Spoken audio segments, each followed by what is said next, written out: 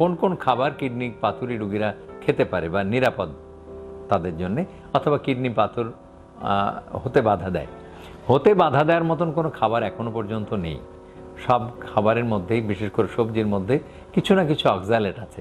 একমাত্র শশাতে সবচেয়ে কম অক্সালেট আছে, কাজে শশাটা আপনি খেতে পারেন। কিন্তু শশা খেয়েই তো আপনারা জীবনযাপন করা সম্ভব না। কাজেই আমাদের দেশে যে গরম ভাত খুবই ভালো, গরম ভাতের সাথে কিছু সিদ্ধ তরকারি, সিদ্ধ সবজির তরকারি, ভাজাভুজি নয়, সিদ্ধ সবজির তরকারি আর গরম ভাত, এটা আপনার জন্য সবচাইতে ভালো খাবার। এরপরে আসছে যে দুধ এবং দুগ্ধজাত খাবার, এটাও আপনার জন্য ভালো খাবার।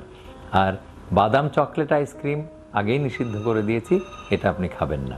কিন্তু দুধ এবং দুগ্ধজাত কিছু, 1 গ্লাস দুধ আপনি খেতে পারেন, ডিম খেতে পারেন, আর মানে মাছ, যেটা মিঠা পানির মাছ, সেটা খেতে পারেন। কারণ সামুদ্রিক মাছ, সেখানে ইউরিক অ্যাসিড বা সামুদ্রিক মাছ এবং সমুদ্র থেকে যেসব খাবার তৈরি হয় সবগুলির মধ্যেই ইউরিক অ্যাসিড বাড়বার একটা প্রবণতা আছে।